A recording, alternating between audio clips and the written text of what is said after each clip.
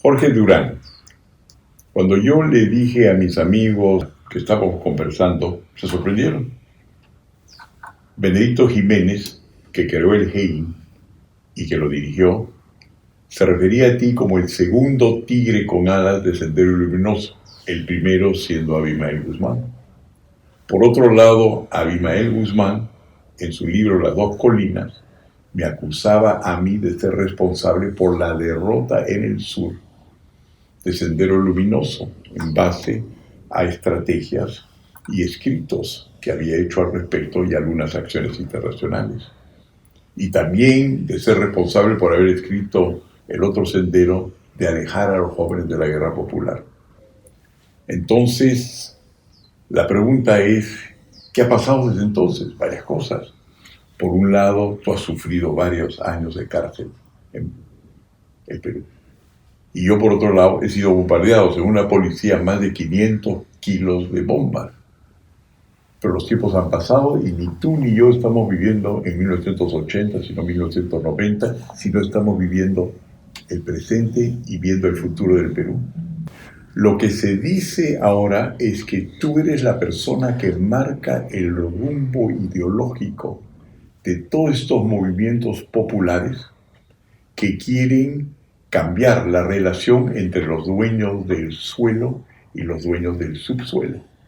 Y cuando nosotros hemos hecho una propuesta al respecto que dice que el problema efectivamente del Perú es que hay que definir los derechos de propiedad de las clases populares para poder llegar a un acuerdo razonable de largo plazo con las compañías que explotan el subsuelo, minería, gas, petróleo. La primera respuesta positiva que nosotros recibimos es la tuya y de las personas que tú influencias. Me parece importantísimo que el pueblo peruano escuche cuál es tu punto de vista. Gracias, Jorge. Pasando por Marx, la propiedad es lo que define el sistema de Estado, ¿no? Y de ahí el sistema de gobierno. Este sistema de propiedad, por ejemplo, sostiene a la Constitución, sostiene cualquier ordenamiento. Y si entramos a eso, estamos entrando a la guarida, a la esencia, al nervio de todo el ordenamiento político y social. Por eso tiene importancia. Por eso resaltamos ese esfuerzo de tratar el tema. Pero la visión es que esa propiedad es como derecho fundamental para los ciudadanos, para las comunidades. Si ese derecho fundamental puede ser titulizado a valores globales, mundiales, si ese derecho efectivamente puede proporcionar ingresos o medios para mejorar la calidad de vida, para el desarrollo económico, social, entonces hay que considerarlo. ¿Cuál es el fenómeno, el mérito de los grandes movimientos sociales transformadores? Y me atrevo a decir que ese cambio debe serlo. Cuando las ideas que sostenemos coinciden con el movimiento social, compaginan, eso nadie lo para. Si planteamos como derecho fundamental que se valorice la propiedad sobre los recursos naturales en forma correcta, global, mundial, adecuada, eso de por sí está atacando fuentes de conflicto, fuentes de corrupción, fuentes de mayor pobreza y de desintegración social. En esa medida, ninguna comunidad, ninguna colectividad podría decir, no entro, no lo hago. Sería excluirse del movimiento y nadie puede excluirse del movimiento social. Por eso es que cuando les pedimos, por supuesto, en términos muy respetuosos, a los grandes propietarios hagan un esfuerzo de ir al fondo de este tema de la propiedad, no pueden ellos dejar de considerar a los protagonistas de la creación de riqueza. Las comunidades, la nación propietaria y sus trabajadores, sus habitantes, a los que ahora se les envía policía, se les tira gases, se les seca la laguna, se les desvaloriza su tierra, no se les recibe. ¿Cómo puede haber siquiera un término de diálogo o de entendimiento si hay ese abismo generado por el régimen de propiedad. Entonces, es muy importante. Y que vayan al fondo incluso de la cuestión filosófica, como dije, de su propia existencia, ¿no? A ese paso solos se están poniendo techos, límites, trabas y tal vez una fosa adelante a la que se pueden caer, ¿no? Bueno, hay movimientos que de repente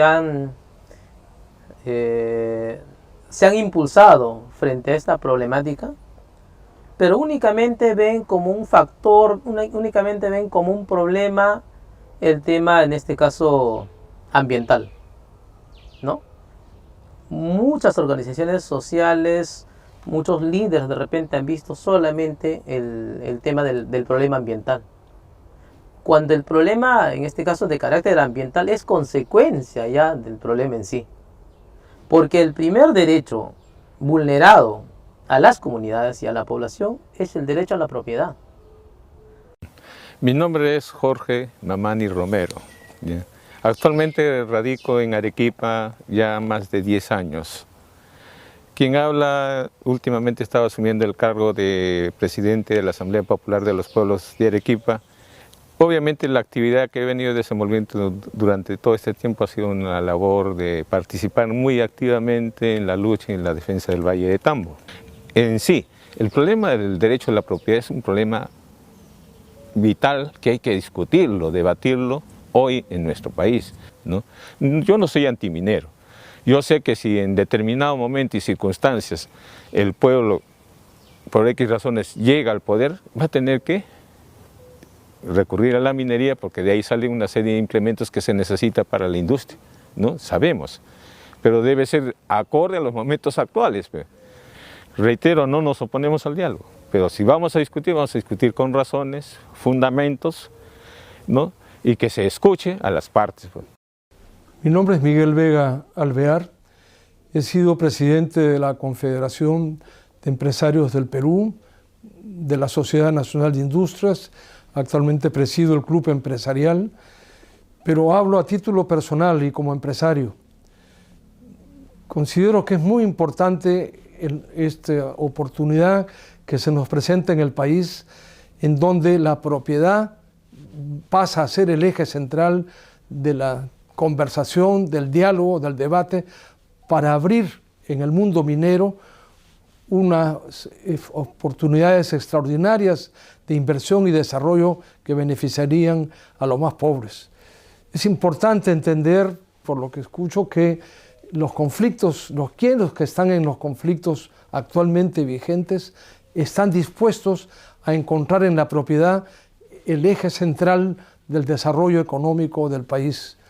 Me parece una iniciativa extraordinaria y una oportunidad para que realmente sea la fuente del diálogo, del entendimiento, que asegure el bienestar que tanto espera nuestra nación, dada la enorme riqueza que dispone.